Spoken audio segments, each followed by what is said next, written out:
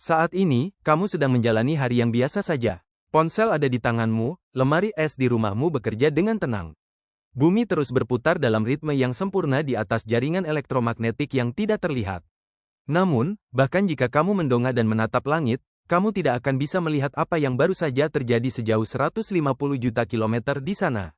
Di permukaan matahari, sebuah ledakan dahsyat terjadi, setara dengan kekuatan puluhan miliar bom nuklir. Menurut hukum fisika, hanya butuh waktu 8 menit bagi gelombang magnetik mematikan ini, yang bergerak dengan kecepatan cahaya, untuk mencapai dunia kita. Umat manusia baru menyadari bencana ini melalui sensor satelit di luar angkasa setelah 3 menit berlalu. Kita hanya punya waktu 5 menit tersisa. 5 menit kemudian, sejarah umat manusia tidak akan berakhir secara biologis, melainkan secara teknologi. Peradaban modern yang kita bangun selama 100 tahun akan kembali ke abad ke-19 dalam hitungan detik. Ini bukan skenario Hollywood. Ini adalah mimpi buruk paling nyata yang paling ditakuti oleh para astrofisikawan dan hal terburuk yang bisa dilakukan bintang kita terhadap kita. Selamat datang di 5 menit terakhir sebelum badai matahari menghantam dunia kita, dan 24 jam kegelapan yang mengikutinya. 4 menit tersisa menuju tabrakan. Layar raksasa di agen antariksa tiba-tiba berubah menjadi merah. Para ilmuwan melihat awan plasma raksasa yang terlepas dari matahari, yaitu lontaran massa corona, meluncur langsung menuju bumi. Kata, panik, tidak cukup untuk menggambarkan kengerian di ruangan itu. Tidak ada waktu untuk memperingatkan pemerintah, mematikan saluran listrik, atau memberitahu publik. Karena bahkan menulis pesan peringatan birokrasi dan mengirimkannya ke televisi membutuhkan waktu lebih dari 5 menit.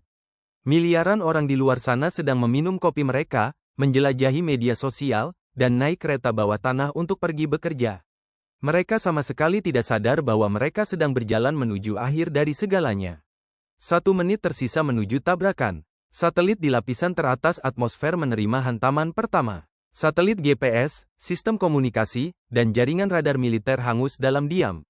Para astronot di Stasiun Luar Angkasa Internasional bersembunyi di sudut terdalam stasiun yang berlapis timbal untuk melindungi diri dari badai radiasi. Dan titik nol pun tiba. Gelombang menghantam atmosfer. Jangan mengharapkan bola api raksasa seperti meteor, ledakan, atau guncangan yang merobohkan bangunan. Badai matahari sepenuhnya sunyi dan tidak terlihat. Satu-satunya hal yang akan kamu lihat adalah langit yang tiba-tiba berubah menjadi warna hijau neon, ungu, dan merah. Di siang hari, bahkan di Khatulistiwa, aurora raksasa muncul. Langit tampak seperti terbakar. Pemandangan yang luar biasa indah namun sangat mematikan. Dan kemudian, momen mengerikan itu tiba. Jaringan listrik runtuh. Tsunami magnetik masif dari matahari ini meregangkan medan magnet pelindung bumi seperti karet gelang dan melepaskannya dengan keras. Menurut hukum induksi dalam fisika, perubahan magnetik masif ini tiba-tiba menciptakan arus searah miliaran volt pada jalur transmisi listrik yang panjang di darat. Trafo-trafo utama raksasa yang memberi daya pada kota-kota tidak dapat menahan beban abnormal ini, lalu terbakar dan meledak satu persatu. Kabel tembaga meleleh. Dengungan latar belakang kota yang tidak pernah berakhir itu tiba-tiba digantikan oleh keheningan yang mematikan. Separuh dunia tenggelam dalam kegelapan pekat dalam hitungan detik. Namun, bencana yang sebenarnya tidak terjadi di atas tanah, melainkan di bawah tanah dan di dasar samudra. Kamu bertanya-tanya apakah internet akan runtuh, bukan? Jawabannya sayangnya adalah iya. Internet musnah dalam hitungan detik. Kabel serat optik bawah laut yang menghubungkan benua tidak rusak secara langsung karena terbuat dari kaca. Namun, penguat elektronik yang memberi daya pada kabel panjang ini, yang ditempatkan setiap 50 km, langsung hangus. Aliran data global terhenti. Hubungan arus pendek dimulai pada chip server di pusat data raksasa yang menampung Amazon, Google, dan sistem perbankan internasional. Jutaan digital di rekening bankmu, foto keluarga selama 10 tahun yang kamu unggah ke cloud, dan akun media sosialmu. Semuanya menjadi asap digital dan menyatu dengan atmosfer. Potongan kaca yang kamu lihat di layar sekarang hanyalah sebuah batu bata hitam. 1 jam pertama berlalu, orang-orang belum menyadari skala global dari bencana ini. Kebanyakan orang mengira ini hanya pemadaman listrik lokal di lingkungan mereka. Mereka meraih ponsel mereka, tetapi tidak ada sinyal karena menara pemancar terbakar. Jaringan nirkabel tidak terlihat karena modem terdiam. Mereka yang menyalakan radio untuk mendapatkan informasi hanya mendengar desis putih yang tak berakhir. Ketika komunikasi terputus, persepsi keamanan di otak kita runtuh. Kekacauan di jalanan dimulai dalam hitungan detik. Lampu lalu lintas padam. Unit kontrol elektronik kendaraan listrik dan mobil modern terbakar seolah-olah dilemparkan ke dalam microwave, menyebabkan ratusan ribu kendaraan berhenti tiba-tiba di tengah jalan raya. Kecelakaan beruntun raksasa menjadi tak terelakkan. Pesawat di langit tidak akan menggantung di udara lalu tiba-tiba jatuh ke tanah. Sistem mekanis dan mesin jet mereka mungkin terus bekerja. Namun, karena komunikasi mereka dengan semua menara kontrol di darat, satelit GPS, dan radar cuaca terputus total, mereka mulai melakukan penerbangan buta. Puluhan ribu pilot yang terbang di malam hari tidak tahu di mana harus mendaratkan burung besi raksasa itu karena lampu navigasi dan landasan pacu di bandara tidak menyala. Menit-menit paling mengerikan dialami di rumah sakit. Untuk pasien di ruang operasi dan yang terhubung ke unit pendukung kehidupan, generator diesel harus bekerja. Namun, chip penyulut generator juga rusak karena badai sehingga tidak berfungsi.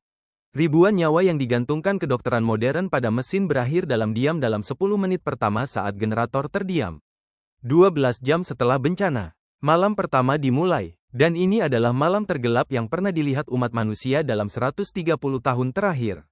Tidak ada lampu jalan, tidak ada cahaya televisi yang bocor dari jendela rumah. Hanya ada aurora neon yang sangat indah namun menyeramkan yang masih bersinar di langit. Kenyataannya adalah, badai matahari tidak memberikan kerusakan langsung pada tubuh manusia.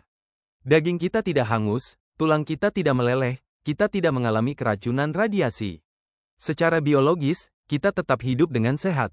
Namun, spesies kita adalah spesies cacat yang telah menjadi sepenuhnya bergantung pada teknologi untuk bertahan hidup.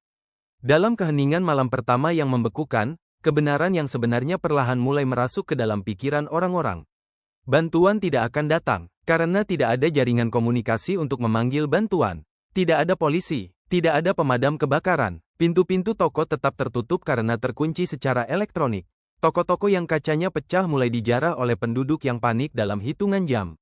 Karena jaringan air kota bekerja dengan pompa listrik raksasa, air berhenti mengalir dari keran. Toilet tidak berfungsi. Manusia modern berubah menjadi pemburu primitif yang mencari air dan makanan di tengah kota, di dalam tumpukan beton raksasa.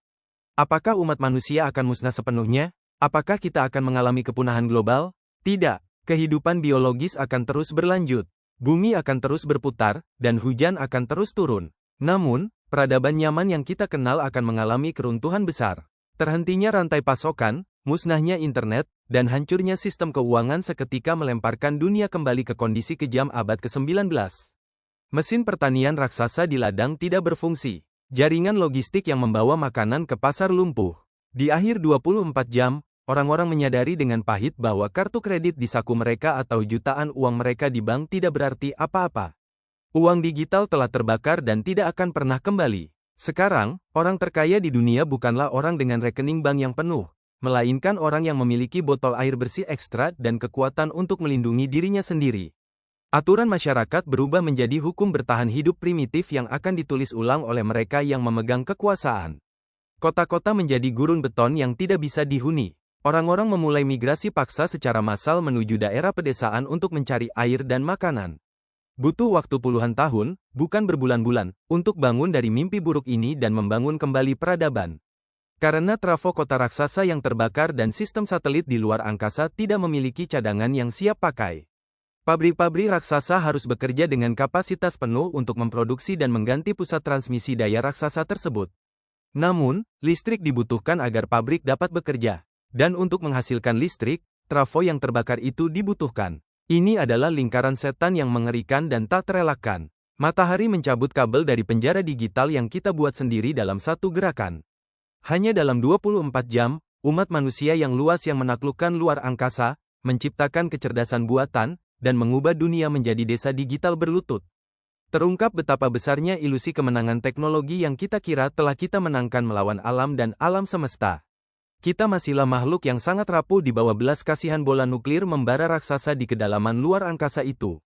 Apa yang saya ceritakan kepada Anda bukan hanya kemungkinan teoretis. Pada tahun 1859, badai matahari raksasa dengan magnitudo yang persis seperti yang saya jelaskan menghantam dunia. Dalam dunia ilmiah, ini disebut peristiwa Carrington. Namun, karena teknologi tercanggih yang dimiliki umat manusia pada saat itu hanya terdiri dari jalur telegraf, tidak ada kehancuran besar selain beberapa operator telegraf yang mengalami sengatan listrik dan kertas yang terbakar.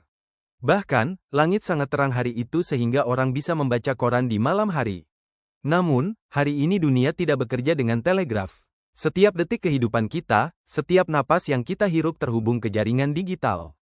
Menurut para astrofisikawan, dipastikan bahwa badai raksasa seperti itu akan menghantam dunia lagi. Masalahnya bukan apakah itu akan terjadi, tetapi kapan itu akan terjadi. Mungkin 100 tahun lagi, mungkin bulan depan, atau mungkin besok pagi saat kamu berangkat kerja.